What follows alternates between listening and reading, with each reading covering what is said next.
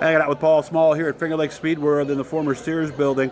Wanted to do one here for some of you young guys. If you go way back, Paul Szmal actually started earlier than I was. He was back in the 80s. Yeah. So by the time I started in 1990, he was established and I was just getting going. I'll be in my 34th season this year. How about you? What is it going to be 37. up to? 37. So let's think about the young announcers out there and the common things that they should do. There's a style that's out there now emulating a well-known announcer where they'll list off 6 or 7 sponsors, car builder, engine builder, all this kind of stuff, and they don't really tell you much about the announcer. Do we like that, or about the driver? Do we like that style or not? I guess my attitude has changed a little bit over the years. It's important to mention sponsors. Let's just establish that. It is very important to mention sponsors. But I look at what we do nowadays as not only are we entertainers, we're storytellers. And a lot of people, it drives them nuts when I do this. But I draw parallels between what we do as announcers and what wrestling announcers do. Guys like Jim Ross, Jesse the Body Ventura, Vince McMahon over the years.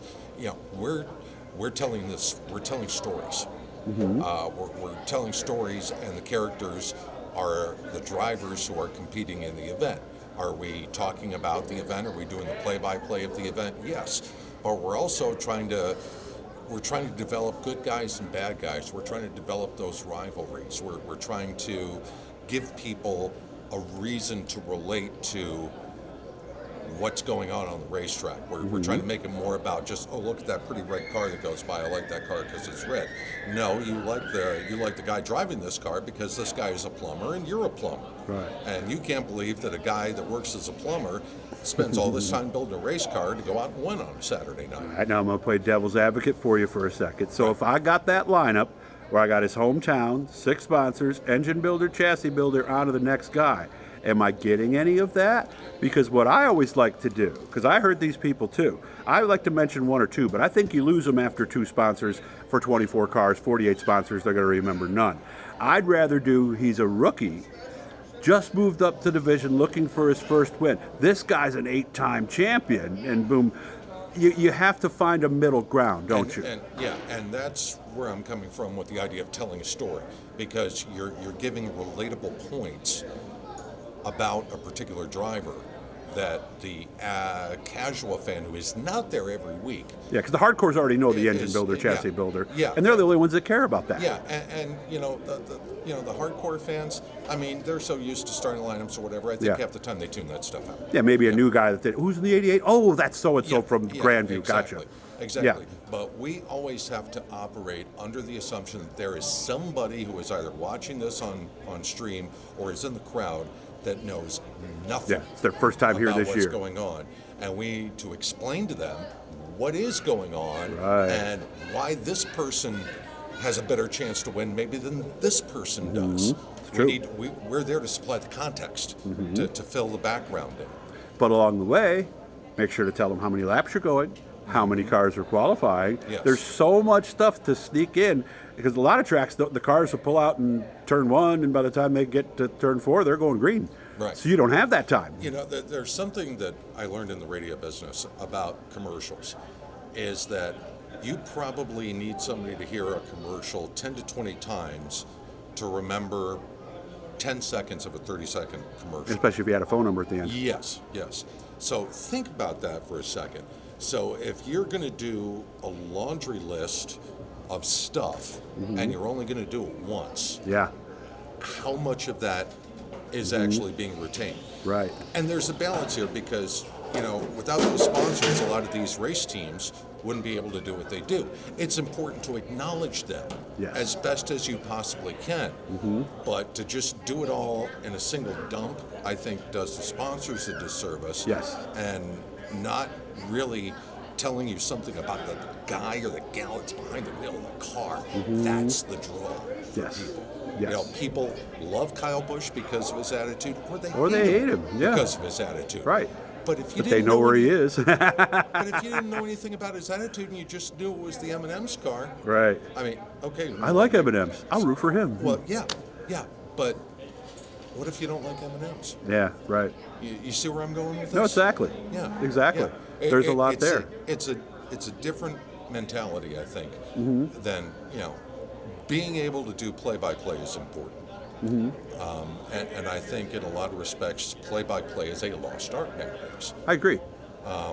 But it's also important to tell the story of the race. Guys like Mike Joy, guys like Lee Diffie and some of those supercross. Bob Jenkins was always one of my yeah, favorites. Larry Newber. Yes. I mean, they were storytellers. Chris Economaki. Exactly. They were giving you that information Right. during the broadcast or during the actual live event, and it was drawing you in. That's what we do. And in my opinion, and this may be an unpopular take, I don't hear as much of that nowadays as I should. Yes, yes. And what to do under caution. Some people will go just start reading sponsors. I might have missed, recap the field for me. That's where you tell the story of the races when the caution Right, flag comes right. out. That's where you point out that somebody's advanced 15 positions forward. He started 24th, he's 8th now. Or this guy's car is loose. This guy's car is tight. Maybe so and so is going to pass him. Right, If you listen to MRN, PRN, or you watch live NASCAR events on TV or IndyCar events, think about what you're hearing when the caution flag is out. Yes. That's what you're hearing. Exactly. And there's a reason why. Yeah. So if you're breaking into the business, this is an important thing for you to really pay attention to. And the biggest thing I can recommend is watch and listen to everything you can possibly find. And then get your Everything. buddies to pick apart your stuff. Yes. Find your friends who like to give you crap. Oh, yeah. Watch what you did with them. Half yeah. of what they're going to say is going to be just giving you crap. Yes, believe me. But a lot of it, you're going to go, you're right. I say that phrase way too much, Yeah. or I forgot to do that. And the thing is, you and I have been through this too. When we started, we sucked. We were horrible. Oh, I was horrible my first time. Absolutely. I still do. I just do a good job of BSing people, I guess. But, you got to be bad to get good, man. You do. And you need people around you that are going to give you the honest, no frills.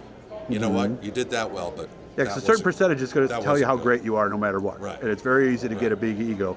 Just because you hear that enough, eventually you might start to believe it. But I've always said there's two things that happen during the race, and two things only. There's guys moving up and guys moving back. Exactly. And that's the biggest thing, because when the two meet, now you got to race. And you kind of already know how that's going to go. Yeah. The pole sitter's fourth and fifth place is on him. You kind of know what's going to happen, right? Right. But if you didn't know that coming in, because racing is one of those things, a car doesn't all of a sudden just get faster. Yeah. It can get slower.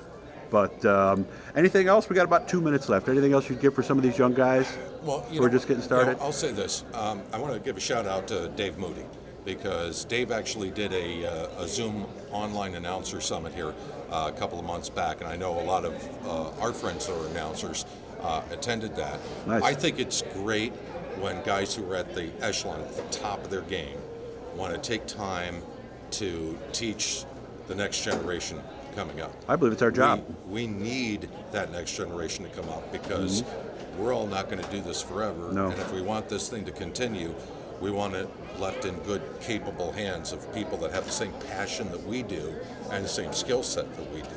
And the best way to do that is to make people like you and me, is to make ourselves available, where it's like, hey, if any of you younger guys and gals that are thinking about doing this or are doing Reach it, out, send us a message. We're on Facebook, we're in social media. Want to, BS, you want to talk technique, you want to talk skills, presentation, stuff like that. Hey, I'm wide open, man. I will gladly help the next generation get started. Gladly. Yeah. A lot of people helped me. Roy Sova, Joe Murata were two people that helped me a lot. For me, it was Joe Murata, Gary Montgomery, Jack Burgess, Fred Osman. Yeah, I forgot about Freddie. He taught me to have fun. Yeah. That was a big thing Freddie taught me, because he was a riot behind the mic. Yeah, and we miss you guys. The other announcers that I heard growing up as a kid going to the racetrack, like Artie Pugh, that I learned from, hearing him at Fulton every Saturday and that sort of thing. You never forget where you come from. You don't. So for all you young guys, seriously, Paul and I are there, and I know a lot of other announcers. I know Joe Murata would be happy to help out any young guy coming along. Mike Warren in the same boat right there. There's a lot of good people out there that do this, but we wouldn't do it without all of you guys and the stories that we love to follow. Absolutely. Paulo, you take care of yourself, man. Hit that blue 8 out there, subscribe, do all that good stuff, turn on notifications, likes, shares. Good to see you, man, and please give Laura a hug for me, okay? I will definitely do that. We'll see you all at race somewhere this summer.